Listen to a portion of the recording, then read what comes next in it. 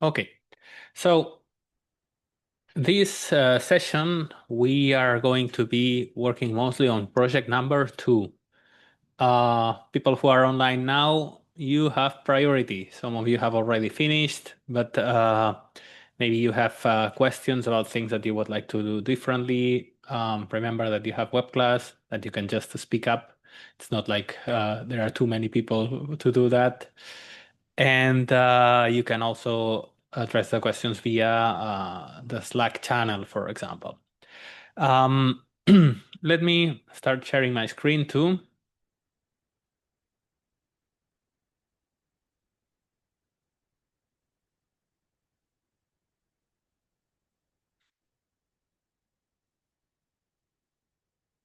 Okay, so not this one.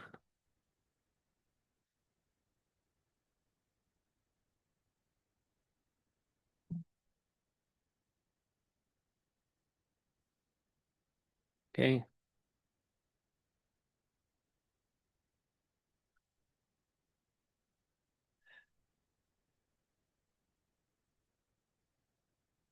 So now you should be able to see a Jupyter notebook with project number 2. Is that correct? Moritake? Yes? Okay. Okay. So let me fix these things here. Okay. So um as I was saying, in this lesson we are going to be focusing a little bit on some of the most advanced tasks in project number 2. Okay, giving some general overview of how to do things. So far, results have been good, but not many people have submitted. So hopefully this can help those who are a little bit behind get on their way and improve the way they focus on the task. I will, of course, not solve the task fully, far from it, but hopefully I can give some idea of the structure of the tasks after the first 3 ones, which are easier, and we have spoken about them quite a lot already. So this will be this session today. The deadline is on the 17th, so next week's Tuesday. So we still have one more session of the second block about general computer vision, OpenCV, NumPy, all that good stuff. But next week we will be doing our usual questions and answers session, which is what we usually do for the final session of the project.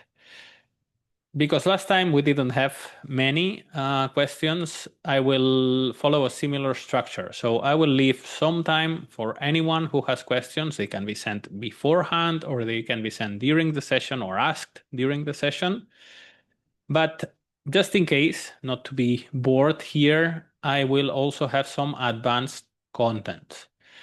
Um, so far, and of course, we are trying to get everyone to progress as fast as possible and as far away as possible. Um, these initial 2 projects have focused a little bit more on beginner learners of programming. Next session, unless there are questions, will be more for advanced learners. And I will be using Voronoi diagrams and the distance transform to compute some pretty advanced things that are related to the project number 2. But the point that I want to make is that with the tools that you have now and with the type of data that we are using for project number 2, you can already do a lot of things, some of which can be really, really sophisticated. So we will do one of them, which is a little bit more sophisticated than what we are asking for in project number 2, targeted at more advanced students for whom project number 2 is not too challenging. Okay, so let's go back to the aforementioned project number 2. I have already run some of the cells, so I have done the import and downloaded the data. So here it is, okay, in my Colab machine. Remember, distributed machine, accessed via my web browser. Most web browsers work, by the way, but I think the recommended ones are, of course, Google Chrome, this being Google Colab. I have used Colab on Firefox many times without many problems. Word of advice, if you are ever planning on copying from one web browser to another, you need to have the two notebooks that you want to use for interchanging code open in the same browser at the same time. Okay, you cannot copy things in anything in between, and copying from one browser to another also usually does not work. Okay, so for tasks 1, 2, and 3, basically what we are doing is just loading images and showing them and using a little bit of NumPy to count things. We talked about that a lot last session, so I'm not going to stop here anymore. But let me just paste these couple of images that you have in some of the course notebooks to read Mosaic or binary mask. And that's important because we have, let's see here, an example of the data that I downloaded to my computer. This is site 4. And of course, in this type of folder, we have our data, starting with one of these RGB images as a mosaic, and then containing many other things that today we are going to be processing. First of them is, for example, the ROI, the region of interest, okay? And I can open it here as a layer. Of course, it has the same size as my original mosaic, and if I show it with full transparency, I cannot see anything, but if I make it 50%, then I see that it is showing me just an area of the mosaic, okay? You might be asking yourself why this happens, okay? Why do we have a ROI if we already have a mosaic? Well, this happens because in drone image processing, there are quite a lot of artifacts due to the way images are reconstructed. Let me show you one. Okay. I'm zooming here to one of the part of the mosaic that's more to the side, okay? If we look closely, other parts of the mosaic have pretty good image quality, okay? Here we can more or less see the trees, especially in the most central parts of the mosaic. We can see, for example, this bridge here that's been reconstructed very properly. We see the trees that have quite good image quality here. Already here, even in the middle of the mosaic, we have some problems with textures. This happens because of how the process of creating these orthomosaics work. These orthomosaics have two main characteristics. Number one is that they image a very large area of often several hectares in the forest, okay? Second one, as we already saw, is the very high resolution that allows me to see even the texture of the leaves of the trees. Okay. This resolution, spatial resolution, amounts usually, in these cases, for example, to something like between 1 and 2 centimeters per every pixel. Okay, so the image size is big, and the meaning of each pixel is a really small amount of terrain in the real world. Okay. In order to achieve this thing, imaging a really large area of the forest in this case, and doing that with very high spatial resolution, what we do is that we take many images from relatively close by with the drone. So the drone in these cases have very good cameras and fly 40 meters, 80 meters high usually. And that allows us to take these pictures with very, very good resolution where we can see the leaves of the trees. But of course, each of those images only shows a very small part of the forest. So then what we do is that we take many, many, many of those images and we paste them together. We put them together into this huge mosaic, orthomosaic.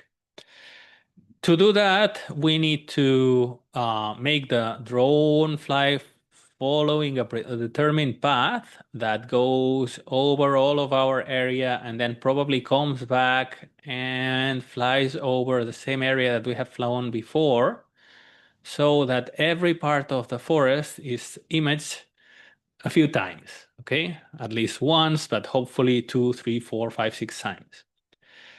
That and the fact that the drone has a GPS sensor allows us to have many images of the same spot and reasonable geolocalization of where that spot is, of where each image is showing us, what part of the world each image is showing us. Then, using that information, nearby photographs are pasted together. How is that done? Automatically, features are detected into images that we know are close, and then they are put together, they are registered, they are put on top of each other. That allows us to create this mosaic. If I have one picture that goes from here, let's see if I can, for example, paint something here. Yes, if I have a picture that roughly goes here to here, and then I can match this tree with another picture that goes from here to here, okay? Then I have a bigger area already image. I can image all of this. I do that a lot of times and I end up co-registering and putting together this huge orthomosaic. That's the way these orthomosaics are built, using a technique called photogrammetry, this technique to find correspondences between pictures that are close by, okay? But what happens when I don't have enough pictures? Like, for example, here. Sometimes when I don't have enough pictures of one single place, I end up with these types of artifacts, okay? Maybe I have something that is common in two pictures, but I'm not completely sure. And maybe I haven't co-registered it properly. So I have to do this weird deformation. That's what we call registration artifacts. And that results in these strange things. Okay. Similarly, sometimes maybe I do not have enough pictures of one part of the forest to actually image, and then I end up with this type of holes in the orthomosaic. When I do not have enough pictures, or the pictures that I have are bad quality, are poor quality, and I cannot find features in them to match them to other images, then I have to throw those away, and it's like I had never taken them, and then I end up with these weird deformation artifacts or these holes in my mosaic. Of course, if I fly the drone slowly and take more pictures, these type of artifacts will happen less, but then it will take me more time and more memory to reconstruct the same area. So it's a trade-off between, well, being there all week and making data that's useful and doesn't have many problems. Okay, any data that you make will have some problems, but it's important to find a way to work through these type of problems. And one way to do it is to focus on the central part of the orthomosaic. These flight paths of the drone usually fly fewer times around the edges of the orthomosaic. So one way to do it is that you decide what area you want to look at, and then you define a flight path, a flight plan that's a little bit wider. And then you say, okay, I'm going to have these weird things in the borders, but I don't care because my region of interest is this one. That's what we have, why we have this region of interest, these ROI files, because the flight plan was focusing on this inner parts of the mosaics, and those show us what the important part is. We saw before that even here there are some small problems, okay? But I don't have this kind of very huge annoying artifact that would make image processing here much more difficult. Okay, I acknowledge that I have them. They are at the border of the orthomosaic, and I just filter them out with this region of interest. This region of interest ideally should be set with GPS coordinates, and usually on top of that, they are marked by a human on the orthomosaic. This way, if then next year I take another acquisition campaign I have another acquisition campaign of this area, I can use the same ROI and similar flight path and flight techniques and see if something has changed in the intervening time. Okay, so that's a little bit digression to talk about some of the data that we have in our folders. Okay, we have the species masks, and we will be speaking about them a lot now. And we also have the tree top masks. Okay, let me show that one too.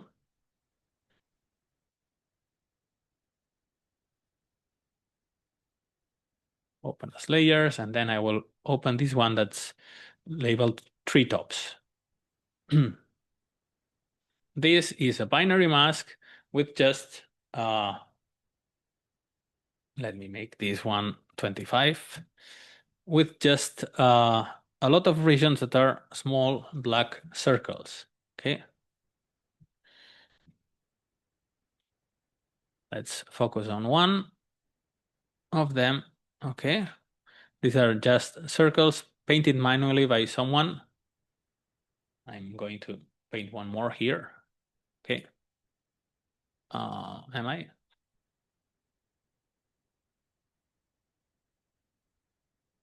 Well, I think you can see the contour. We could paint more.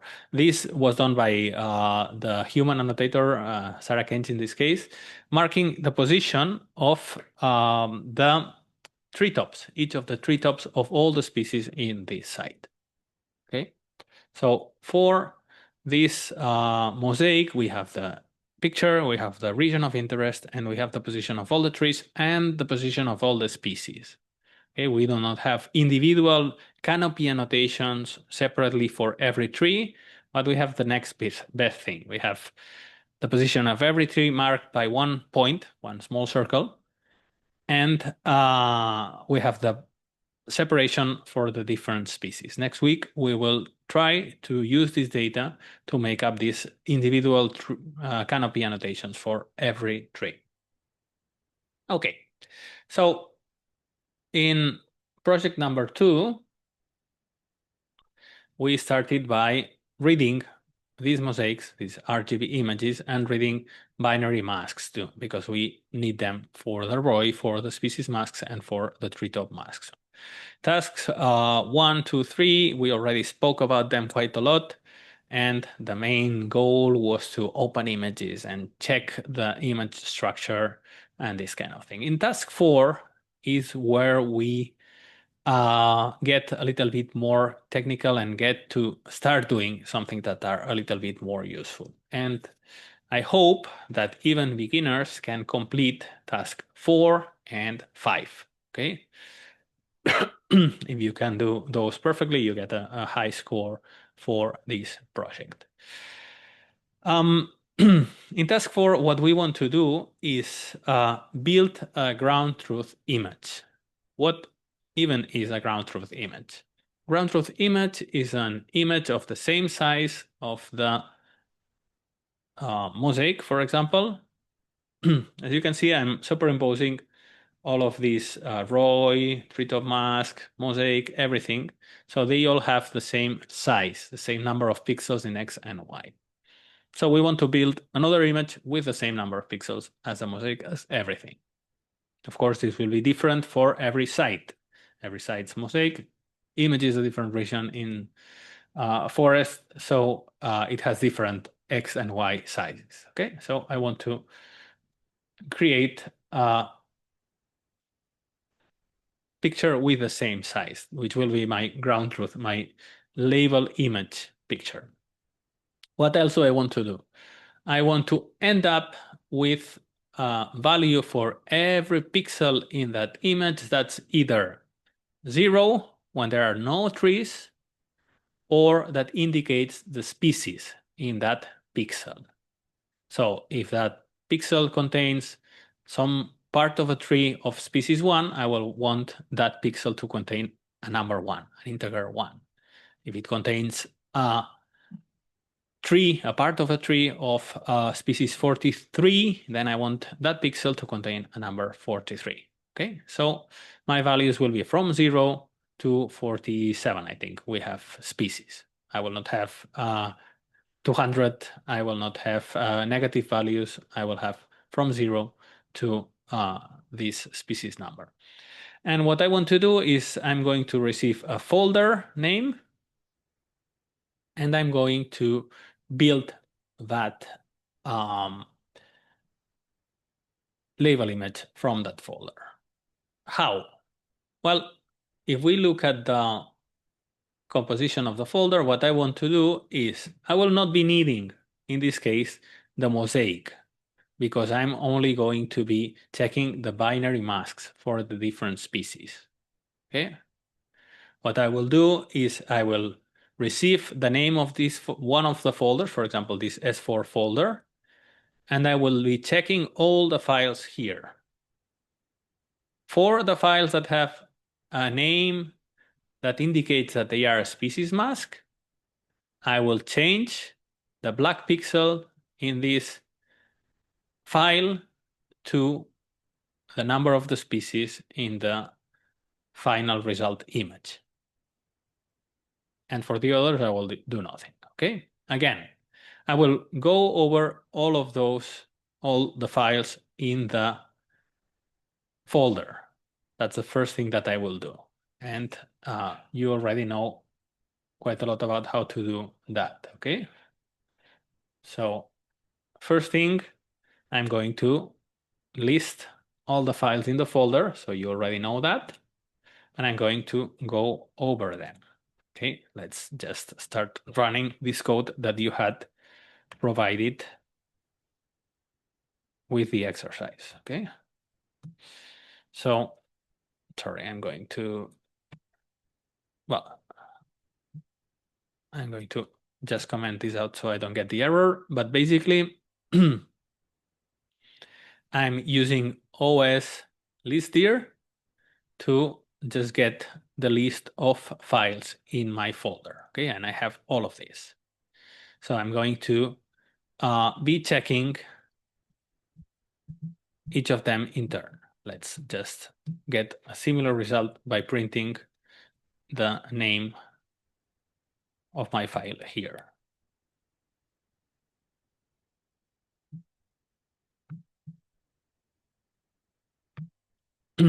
Okay, I will get all of the names of my files. Some of them correspond to species masks. They have the S something and then S and the code of the species. First S corresponds to the site, second S corresponds to the species number. There are other files that in this case I will not be using. For example, treetops Roy. That one, I don't need it here. Or s1.jpg. Okay, can change this to any site, by the way. Let's see S4, which we were doing. Okay, have different species in this case. Not all species are present in all sites. So the first thing that I want to see is that I only want to process the files that corresponds to species masks. Okay, so I would need to distinguish these files that have this structure. This can be done in a number of ways. Okay, but here we have provided this is species mask. Okay, this function receives the name of the file and the site number and outputs whether or not one particular file is a species mask or not. Okay, what is this site number? Well, the first part of the name of the file. Okay, in this case, it's the name of the folder. So I can just call this function here, for example.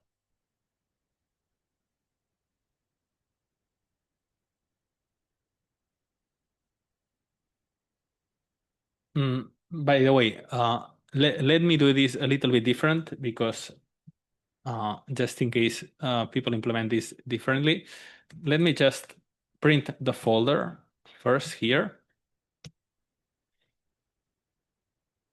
And it works fine here. In this case, I have the folder given as a subfolder of the my data Sara folder and so on and so forth. So I cannot just pass this folder name to my function because I need the final name of the folder. So what I can do here is extract that. So I can do many things. I can do, for example, I can split at the slash character, not slash, at the bar character and take the final position, for example. And then I get DS4 that I can pass, okay? This is dependent of the system. So maybe I want to pass the separator character for my operating system. So this runs the same in Windows, in Linux. There are many ways to do this, okay? The one that I like is the one that uses the OS library. And that works like this.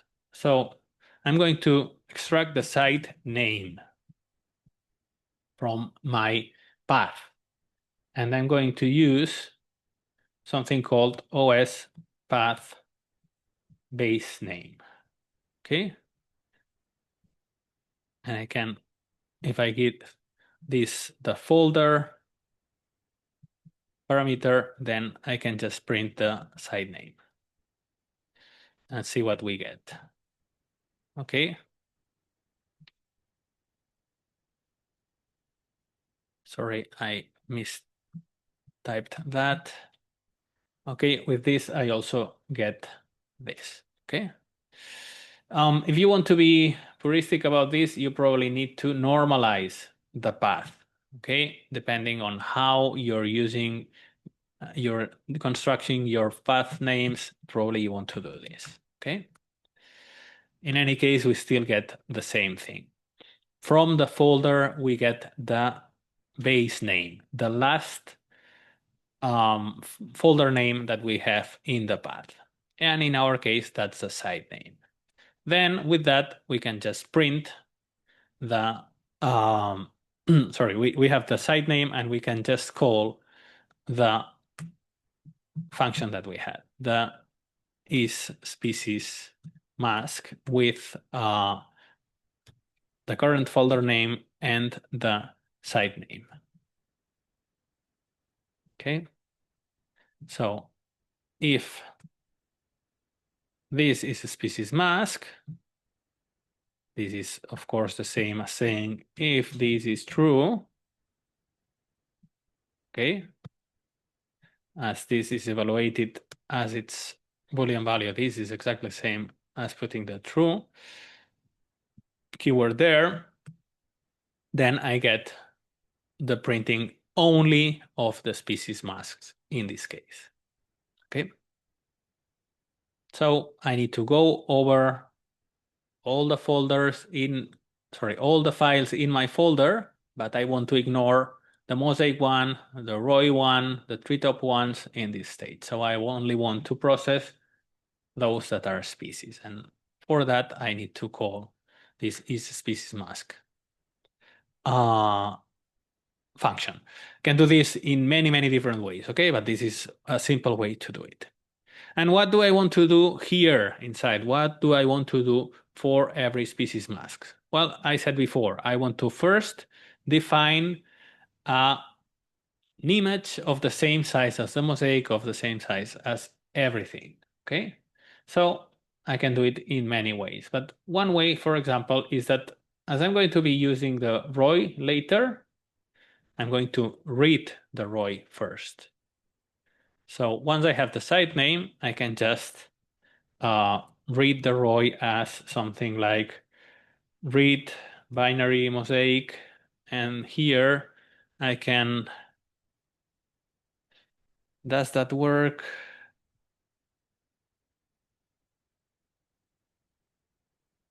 Not exactly. I don't think it's getting it right. It's site name, I think, okay? And I didn't close the mosaic. AI suggestions are sometimes helpful, but often you end up wasting more time than you gain. So what we are doing here is that we are joining the path to the folder with the data, so that's fine. And then here I want to have a name that's something like the name of my site, which I already had here in site name. Okay. And then roy.jpg. So folder site name. Okay, so this looks fine, but let me add one exception. Treatment here, okay? AI wants me to print something. Usually the correct way to do this is to raise exception. Yes, right, not ROI image not found, whatever. If I'm only going to have one line in my if, I can put it just in one line. Okay, I don't need to indent inside or anything. So let's see. Okay, I didn't find my raw image, so probably this was not properly done. Let's check. Let's debug this. So I'm going to put this into a raw name is this thing. I'm then going to read from the raw name. And in between, I'm going to print it. So let's see what happens.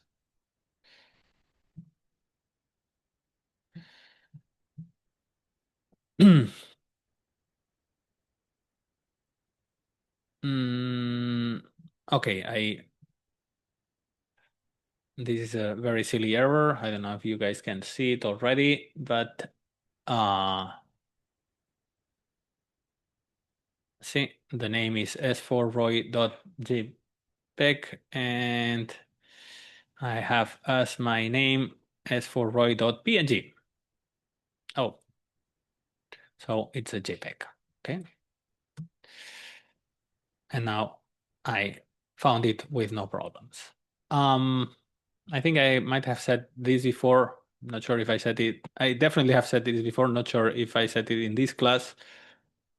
I have now debugged, found the error using simple print commands. That's a very quick and dirty way to do it. There are way more powerful debuggers for bigger applications and so on. I will not spend a lot of time with them, but just know that they exist, and probably if you're doing larger applications, you want to use those.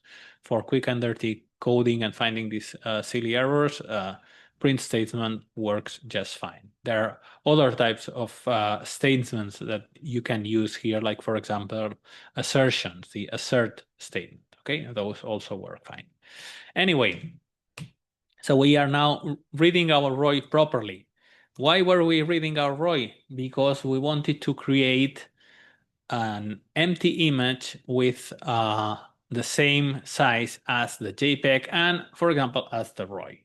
Okay, so let's just we can do this in many ways. We can use, for example, I think in the notebook we used NumPy once and then multiplied it by 255 to have an image built with the shape of the, for example, ROI in the shape that we want. You can check that there. I'm going to use something even simpler. I'm going to just copy the ROI. This I'm going to call output mask. Okay. Or I think I had, yes, I have just the name mask there.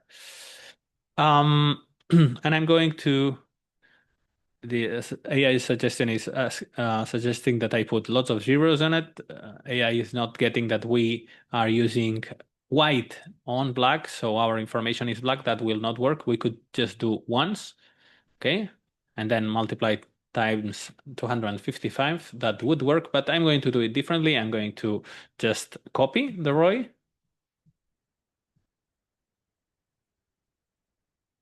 And now I have an image that has the same size as the ROI, but it has black and white pixels. Okay, so what I'm going to do now is turn the white. I want everything to be white. So, sorry, I want everything to be zeros at this point because then I want to add and change the pixels and I want the background to be zero in this case. Okay, background to be zero here. So I would work with the zeros that the AI was suggesting. So what I'm going to do is that I'm going to turn everything that's not zero into zero. Okay, so now I have a completely black image of the same size as the ROI. Many, many different ways to solve any problem in this case. Okay, so now I have gotten rid of all of the annoying things. So I now can tell what of my um, files correspond to label images, to species masks, okay? And I have a mask that's now completely black where I want to accumulate those, the information from those masks. What do I do now? Well, I go over all of my files, and whenever I encounter a species mask, I read it, and then I put any pixel that's black in its species mask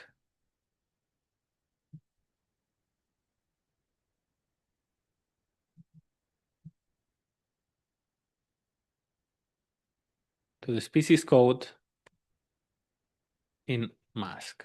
Okay, so something like mask of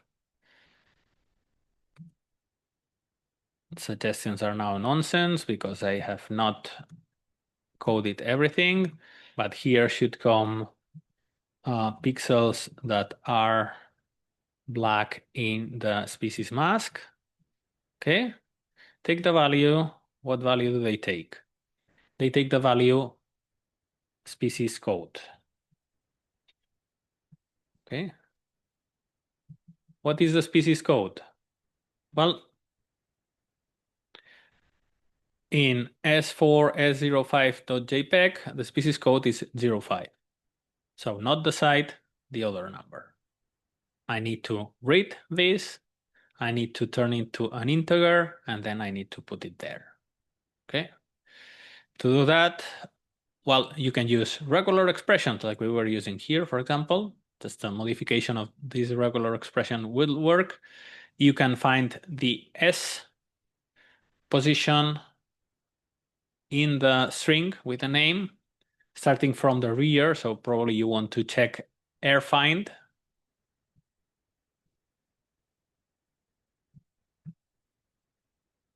Okay, this one. Probably you want to have a look at this one. And then from that, you extract the code from the species, and then you create you put that value onto your mask and then iterate over and over species mask, and you get your label image. Okay, that's basically task number 4. So some annoying things, but essentially the same that we did last week. So check every file that is interesting for us, every mask that is interesting for us, and putting that value on the accumulation mask. Okay. Okay. What will happen if a pixel has been annotated twice? in this case, the first time I check it, I will put that species there. For example, let's suppose S424 and S421 are neighboring, and some pixels have been annotated in both masks. Okay, what will happen with my label image? Well, first time when I encounter S24, I will put a number 24 on that pixel, on those pixels that have been annotated in the two masks. And then when I encounter them by the second time, I will erase the 24 and I would put a 21 on top of that 24. Okay? So in this way of doing, what will happen is that some of the double annotations will get the latest annotation that I find them in. So if I change the file order, the label image will change a little bit. Okay? So the problem here is that I have annotations that are not fully consistent. Every pixel should belong to only one species. That's very easy to define mathematically. In real life, things do not work like that. There are always errors and inconsistencies in data. These type of annotations take a long time. Last year when I did this course in person, we took some time to sit down and annotate some of this data and some other data using some of the annotations tablets that we use and so on to give the students a feel for how long this process is, how difficult it is to do these annotations, okay? And how absolutely crucial they are. We can do lots of coding, as much cool functions as we want. We can do our code as efficient as needed. We can use deep learning. We can use whatever techniques. If the data is bad, we will not get anywhere. So in data science, in this type of projects, we need to work with a team of people, and we need the input from the expert people on the application field to work. We need to understand how their annotation process works. We need to work with them to set up an annotation process that can be done. If we need type of data that they can just not annotate, they don't have time, they don't have the skill to do it, it's too difficult, it's too annoying, it's too long, then we will end up without data that we can process. Okay. This is quite easy to see in this second project, but it's one of the main drivers of project number 3. In project number 3, we will speak about what AI can do, what it cannot do, the, let's say, functional limits of the thing. But apart from those, there is always the data quality limit. One of the hard truths in artificial intelligence is something called garbage in, garbage out. So if your data, if your annotations are not up to speed, if they are garbage, in a very blunt manner of speaking, any result that you get from them will be garbage too. They will not apply closely to reality. They will not help you solve meaningful problems. Okay? So the data is going to have errors, it's going to have problems, and now it falls to us to minimize their impact in our results and to do whatever we can with them. So first of all, the thing that we would like to have is an estimation of how many of these problems do I have. Do I have 10% of my pixels that have been annotated twice? Because that's a significant impact. Is it less than 1%, like in the example that we saw? Then, okay, then probably I don't need to worry that much about them. Okay, how many is that? So we are going to do that in task number 2. We are going to do a sanity check for our data. Sorry, not task number 2, task number 5. Okay, how does that one work? Here again, we have the structure of our folder here. And what we want to do is, again, follow the same species annotation files, ignoring the mosaic, ignoring the ROI, ignoring the treetops, and we want to count, to accumulate for every pixel how many times it has been annotated. And that part is exactly the same as we saw last week on the images as NumPy arrays notebook. So I will have, once again, a binary mask with zeros in every pixel at the start, and then I will add 1 to every pixel that's black in each mask that I'm processing. At the end of the processing, I will check what pixels are 0, so they have never been annotated, what pixels are 1, so they have been annotated once, and what pixels have more than 1. And then I will do the percentage of those over all the annotated pixels. Don't do that over the total of pixels because that falsifies the whole thing, okay? So that's very much the same thing that we were doing last week, but with this data. Let's check it really quickly. So for example, sorry, by the way, in task 4, I would recommend that you end this by checking the ROI. We already have it. Once we are outside of the loop, for example, put everything outside of the ROI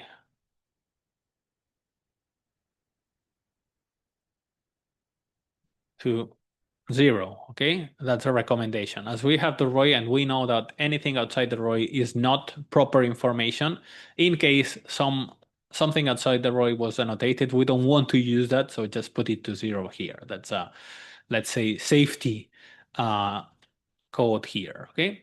And here we will want to do the same, and we will want to process our file and our folder in a similar way, okay? So for example, we can create a function and we will call it check double annotation. Let's start doing that a little bit.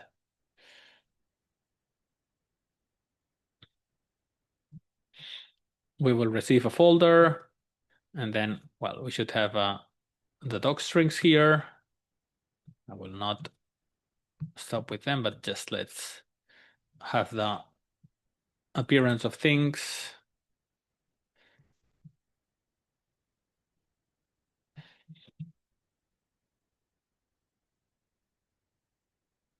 Okay, so what am I going to do here? So I'm going to receive a folder, and I can, once again, use the same structure as before, okay? So I can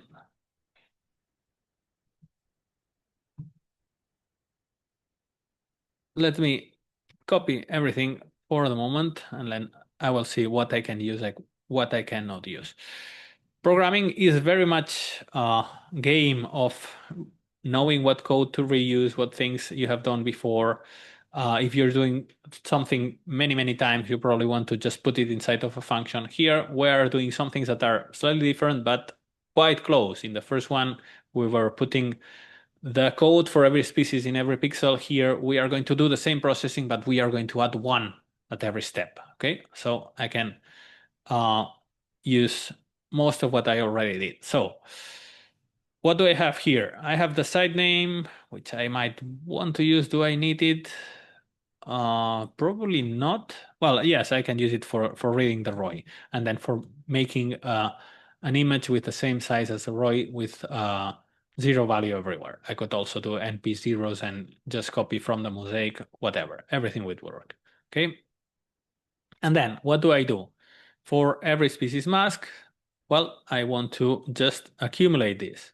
So add 1 to add 1 to in mask to every pixel that is black in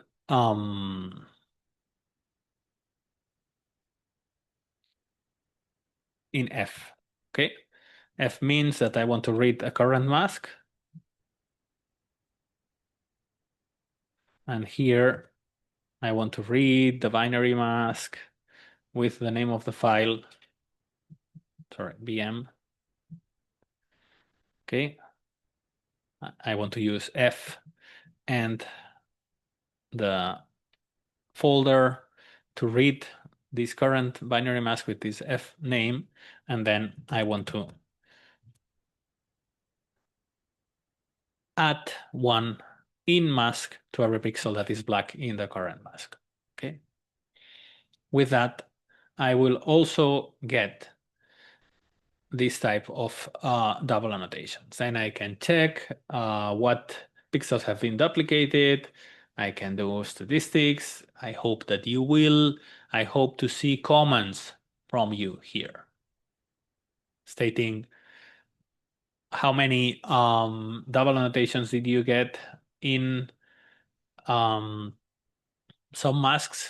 Is that a lot? Is that not too much? You can compare the different sites and see if one site had more annotation, more double annotation instances than another, why. Okay, any comment that you can do will help. You should visualize the whole thing, the mosaic with the double annotations, and hopefully do some sub-image to show that closer everything here helps. Okay. Um, okay, and that's mostly what I expect from everyone. If you can complete up to here, if you're a beginner, then you get full masks. Targeted to people who have more, let's say, that already had some programming experience before, we have some other tasks. Okay, we will speak about some of them next week, but today I also wanted to check some of them. Okay, so the census type statistics are again something that we already saw with the images as NumPy arrays class as last week. So I'm not going to stop too much with them. Okay, but I am going to give you one hint here. So when we start this task, we will already have completed task 4. So we will have these label images. So what I get here as my input is a image with the species of each tree in every pixel. Okay, and I can leverage that into information that I can use very easily to build a pandas data frame, which is what we are trying to do here. Okay, so for example, let's suppose I have a label image, and that label image will have different values. It will have 0 values for those that have not been annotated, and then from 1, 2, 3, 4, 5, up to 47, I think, for the pixels in each species mask. Okay, so first of all, I want to probably unique those. I will know what different values I have for my image. Okay, and then I probably want to traverse those.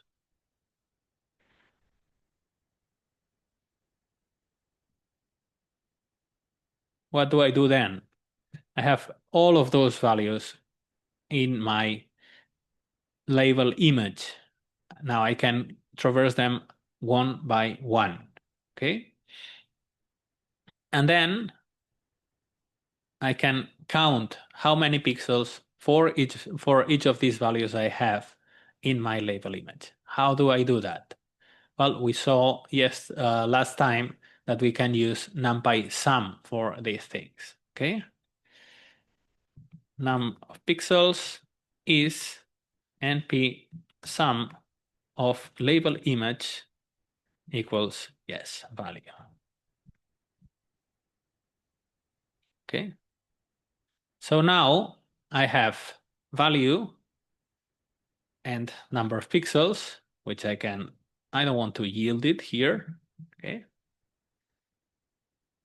But I can put it in a dictionary, for example, okay? I can do many things. So one thing, what I want to have in the end is this kind of pairs, okay?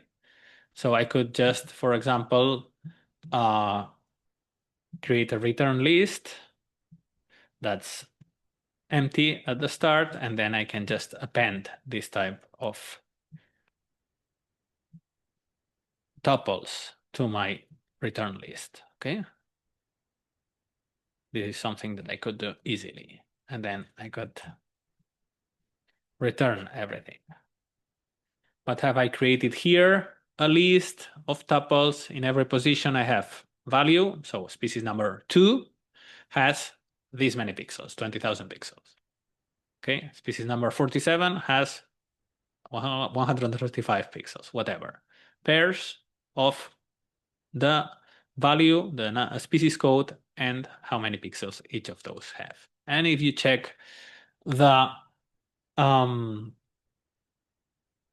notebook from images as num by pixels, the census part, then you can use that directly to build a dictionary that completely translates in just one instruction into a pandas data frame. And with this, you can create a pandas data frame, okay?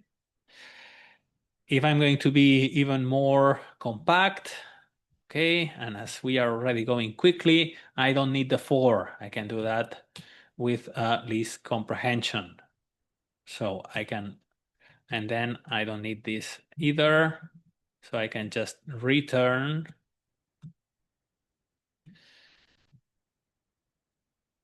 the pair of value and this sum, okay?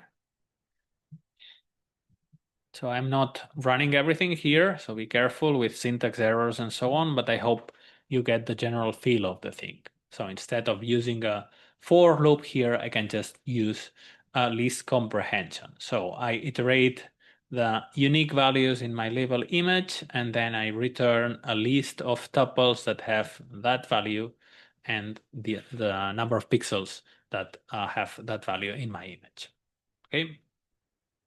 With that, you can pretty easily complete task number 6 too.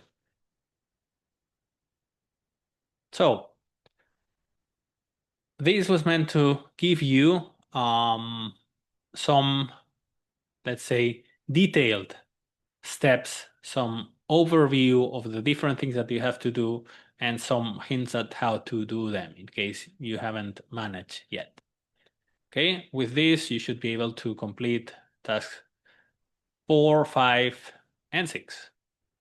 Okay, task number 7 is about clean up with pandas. Make it pretty because the data frame that results from this is pretty unwieldy. Lots of very long numbers. Okay, so let's make it a little bit prettier. Let's make a percentage type of data frame, for example. Okay, and let's visualize that. That again, not super difficult to do, very useful, I think. Okay, but I'm not going to stop to explain that here. Okay, consider sum and consider axis number 0 probably. Okay, check that. How to create a new column that is addition of all the columns, how to divide a data frame by one value, or by how to divide each row by the value of one column. Okay, all of those things you can pretty easily find out in the internet, and it's very good that you do the exercise to check and to find them. Okay, so that's task number 7. Clean up the data frame and visualize it. Okay, and then I wanted to finish today, and we have some time, so it will be fine, with the processing of the treetops images too. Okay, so let's see if everything is working fine in terms of variables defined. Okay, no, my image was not defined. So need to run something.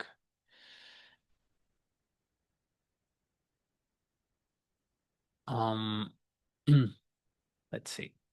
I think my image was the mosaic from site number 1.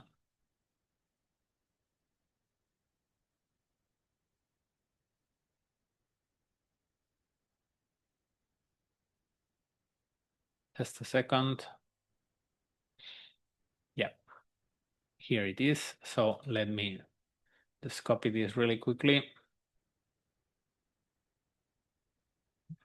and add it here so we can go on with the explanation.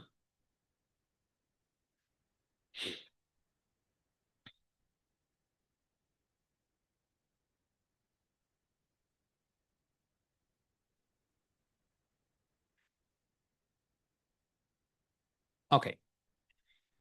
So now I'm reading the mosaic for site 1, this image path that I have defined here, and I'm defining the tops path. So as we have been seeing before, in my folder, I have one file named treetopsROI that has the name of the site as a prefix and is of PNG format.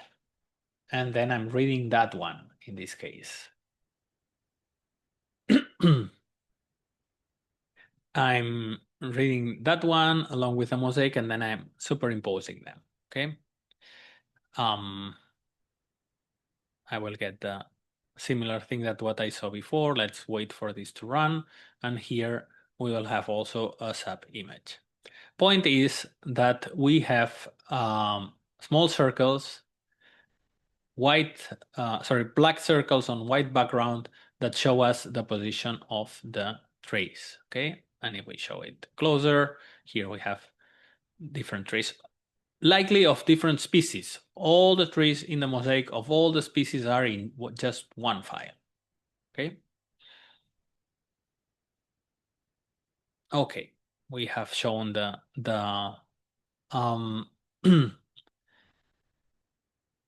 the binary mask for the treetops here.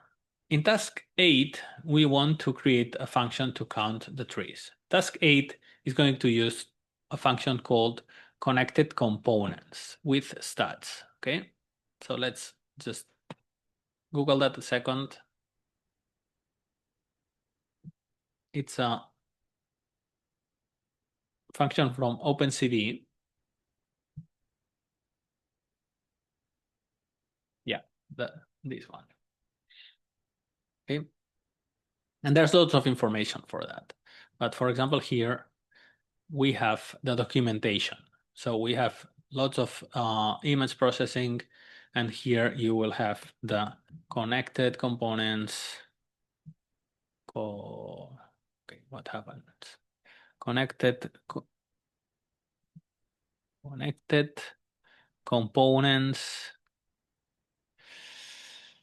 with stats. Okay, so this is the documentation of the library. So here you have all the necessary details, and very often you can also even access the code. So this is not completely easy to read, but it's highly recommended that you do from time to time. So here you have exactly what everything is and so on.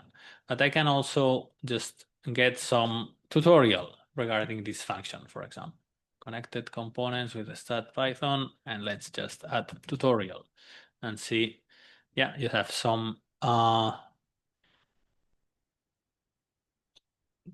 different tutorials from different places, okay? Video tutorials, image tutorials. Some of them are going to have data on their own, okay? But let me just show you a little bit here, just do our own tutorial and show how this function works, okay? So essentially, the connected components with the stats function creates a list of the connected components in an image. What's a connected components? Well, it's a group of pixels that are connected between them. So if I can go from one pixel to another pixel without ever going outside of the group, traveling from one pixel to the neighboring pixel and then to the neighboring pixel of that one, that is a connected component. That links very nicely with the definition of connected components from, for example, graph theory or topology. Okay, so if I can go from one pixel to another without ever going out, that is a connected component. And all of the pixels that I can do that for are the connected component. In our case, each connected component will represent the pixels in one of these treetops. I will have white for my background, and then I will have black for each connected component. So what I want to do in this case is define a function that allows me to process all of these connected components. Sorry, use a function that does that, okay? If I wanted to do that, if I wanted to find the connected components and analyze pixel by pixel and so on, that would take a long time, and I would need to get creative with the literature and understand what is the best way to do that, how to do that without spending a terribly long time. But luckily for us, and that's the lesson for these final tasks, everyone has done that before.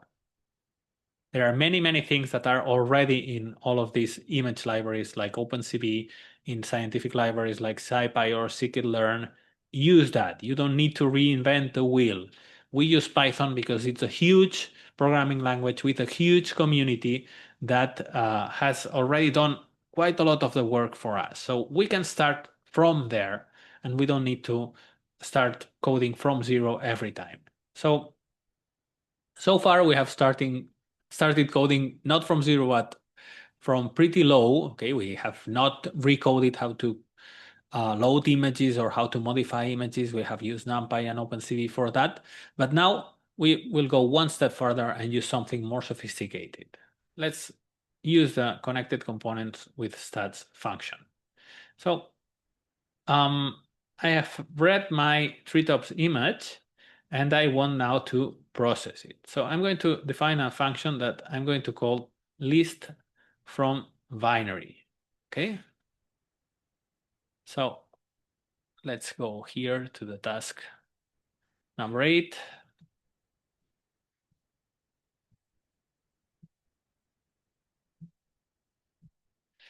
I'm going to receive a binary file, and I'm going to process it into a list of centers.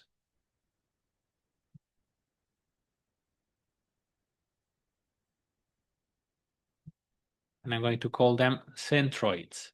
What will these centers be?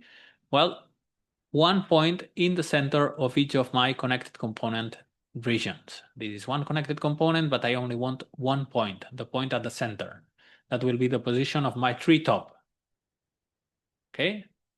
I have an annotation that already tells me where the trees are, but I want to have it in a format that I can process more easily. So I want to transform these things that are just regions within an image to coordinates, X and Y coordinates of each centroid, Y and X if we are talking OpenCV. Okay, so let's do just that. That sounds a little bit daunting, but I will be able to do it pretty quickly using these connected components with the stats function. Okay, so first I will, yes, read file name, okay, and here that's very helpful and also incorrect in a number of ways, which is actually something that happens quite a lot with AI suggestions. But let's just get it for now. First of all, I want to read my binary mask. Okay, AI has read this thing and said, okay, so you probably want to use connected components with stats, and it got that right, but then it got quite a lot of things wrong. Okay, what things did it get wrong? So I'm going to read my image, so I will have a matrix with something like this. Okay, let's show one label image. So, sorry, not one label image, one treetop row image. Okay. I already had it. I have it twice now. So I will have something like this. And I want to find the coordinates of every one of my connected component regions. So for here, I want to find the position. I have it there on the top right-hand side. X is 2776, Y is 1949. That's what I want to get. Okay, so let's go do that. I'm going to call connected components with stats, and that gives me a number of things. So the label, how many labels I have. In this case, I'm going to have as many labels as connected component regions I have. The labels themselves, so I will get a label image from this. So it will tell me this is the background, and this is region number 1, region number 2, region number 3. Okay, I will get that information. These stats are statistics about how many pixels are in each of the regions indicated by the labels. And the centroids are what I want to get here, are the position of the center of each connected component. Okay, so I don't need any of the ones before, so I can just ignore them. I can do something like this. Okay, saying, yeah, I know there is something there, but let's not put anything. Let's not put it in any variable. Okay, and then I will be calling connected components with stats and so on. Several things that are wrong here. First of all, my images are usually not perfectly thresholded. Okay, they are not completely black and white. So I want to make them completely black and white. So I could copy my image and say something like image 2 is image copy. And now image 2 of image is smaller than, let's say, 50, takes the value 0. And anything that's bigger or equal to 50, then that's white, 255. Okay, I could do that. That would work. I could also use the threshold image from the threshold function from OpenCV. So I could do something like this. Okay. Okay, let's go. Sorry, copying from another window.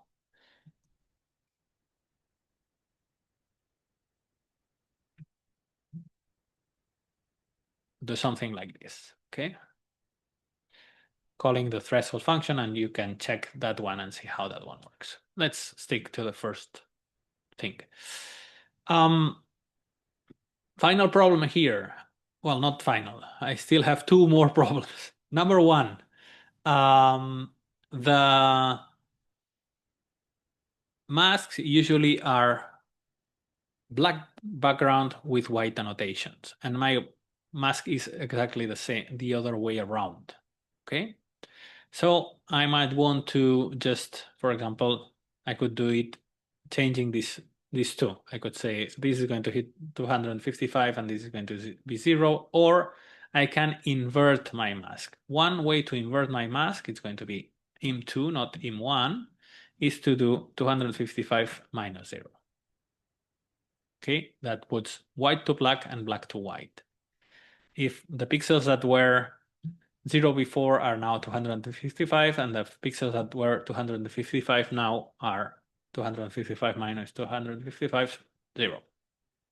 So that inverts my mask. Okay. Final problem. I don't want to return all of the centroids. I want to return all the centroids except the first one, because the first centroid is the one from the background, the unbounded connected component. So in my image, I have one connected component here another here, another here, another here, and this one is another connected component, the one that has no pixels in it. That's kind of the extreme case. So this one, which is always returned in the first position, this one I want to ignore it. I don't want it. Okay, so with this, we get a function to return the coordinates of the centroids. So let's run it just once. I read a mask here, what I called it tops. So let's, but I need the file name, sorry. So this is the name of the, remember I did my function starting from the file name and reading in here. So I want to list from binary and the path for my tops, okay? And with this, I will get the list of the coordinates in my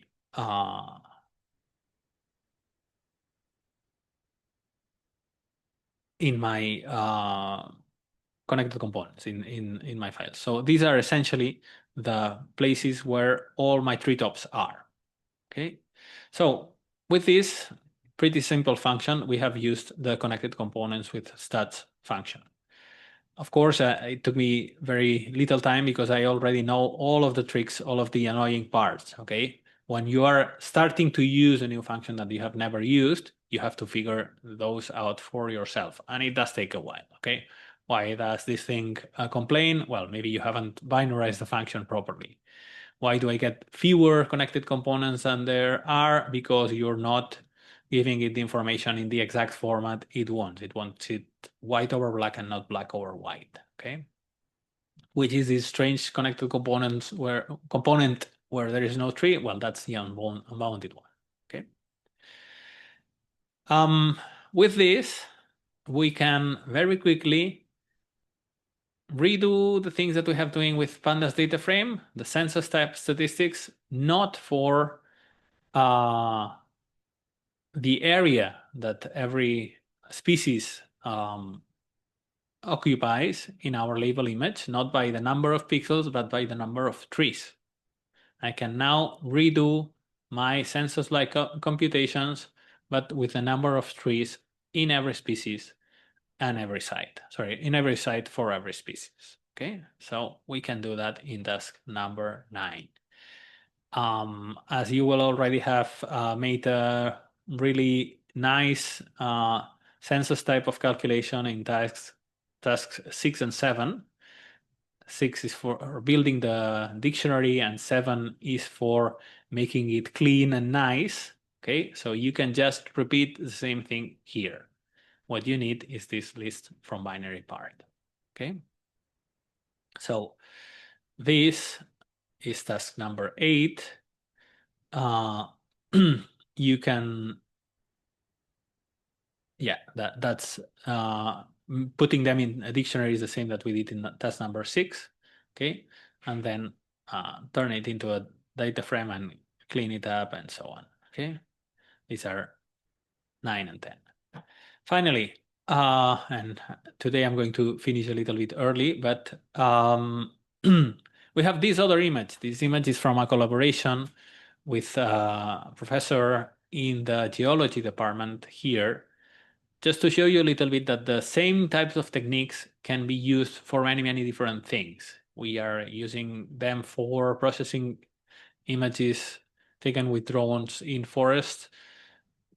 This is a photograph taken from a helicopter from a volcano site, and the people doing this research, they wanted to count these impact craters to get information on the nature of the eruption of one volcano. Okay, so someone did lots of annotations, Sugimura-san, and thanks to those annotations, we can process this information ourselves. Okay, we get all of these impact crater annotations, and we want to use this same function, the connected components with stats, for counting the number of craters.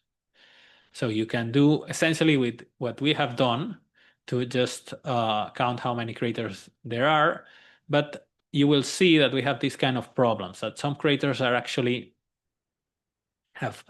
so close that they become entangled and they get united together. Okay. In task number 12, we use another function, the erosion and dilation morphological operators, and you can check onto those to separate these craters. Okay, we want to make each region a little bit smaller, so the craters that are too close become a little bit separated. As I was saying before, we can do pretty sophisticated things with just a little bit more code and by checking how these library functions work. We have seen a little bit how to use the connected components with the stats, and then you can combine that with the morphological operators, the erosion and dilation operators, to do something even more sophisticated, and so on and so forth.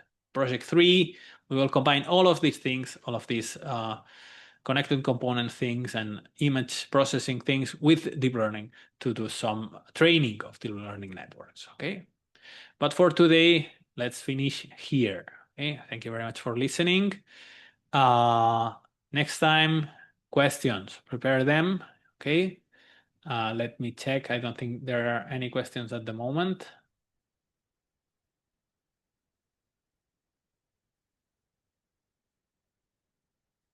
So I would say not in web class.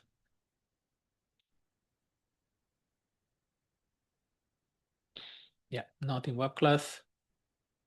And not in Slack either. Okay, so no questions at the moment. Send me your questions, Slack, web class, email, any of them is fine. And next session, we will deal with them. Remember, next week's Tuesday is the deadline for this project. Okay, so be sure to be finished by then. There are no extensions on the deadlines. And next time, we will be answering those questions. And if there are not too many questions, we will be dealing with Voronoi diagrams to process regions and to move from this type of tree and species annotations separately to individual canopy annotations. Seeing again how we can use more sophisticated functions to do more sophisticated things. Okay, let's stop here. Thank you very much.